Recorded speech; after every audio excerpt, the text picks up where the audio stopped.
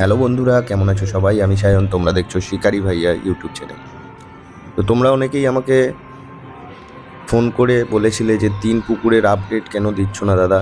তো আজকে চলে গেছিলাম তিন পুকুরে, আজকে সোমবার 26শে জানুয়ারি। তিন পুকুরে গিয়ে যেটা দেখলাম, আমি গেছিলাম বেলা 3টের পর।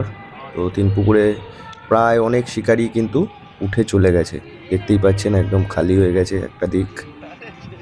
আর যেই সাইডটায় আমি গেছি এইদিকে টুকটাক শিকারিরা বসে আছে। সকাল থেকে শিকারীদের যেটা বক্তব্য ছিল যে সকালবেলায় একটা দুটো করে মাছ খেলেও তারপর থেকে সারাদিন কিন্তু মাছের খাওয়া একদম কমে যায়।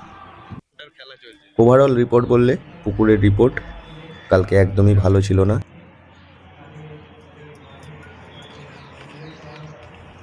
ফ্রেন্ড সুব্রত পুকুরে গিয়েছিল, তো ওরই সিটে আমি গেছিলাম দেখতে কেমন কি মাছ খাচ্ছে, এবং দেখলাম যে বেলা 3টে 3:30-এর পর কিন্তু টুকটাক মাছ খেলো, কিন্তু যেহেতু সবই ব্রিগেড মাছ শিকারীদের মনোপুত হয়নি।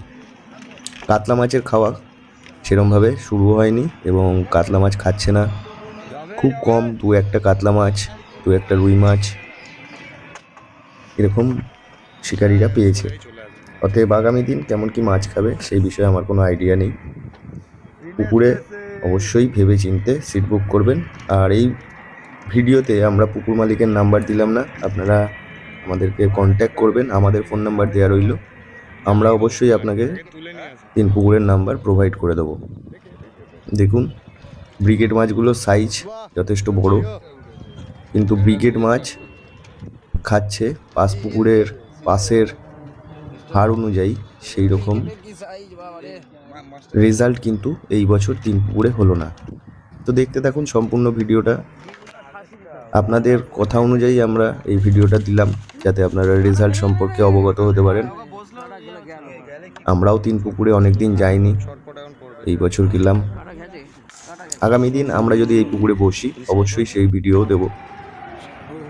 কোনো সিটেরই জালের ভিডিও আমরা করে উঠতে পারিনি বা করিনি, কারণ শিকারীদের জালের অবস্থা দেখানোর মতো নয় যে আলাদা করে দেখাবো।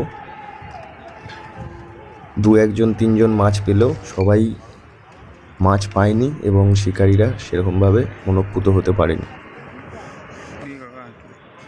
তো দেখতে থাকুন সম্পূর্ণ ভিডিও, দেখা হচ্ছে পরবর্তী কোনো একটা ভিডিও। ততক্ষণ ভালো থাকবেন, সুস্থ থাকবেন, ধন্যবাদ।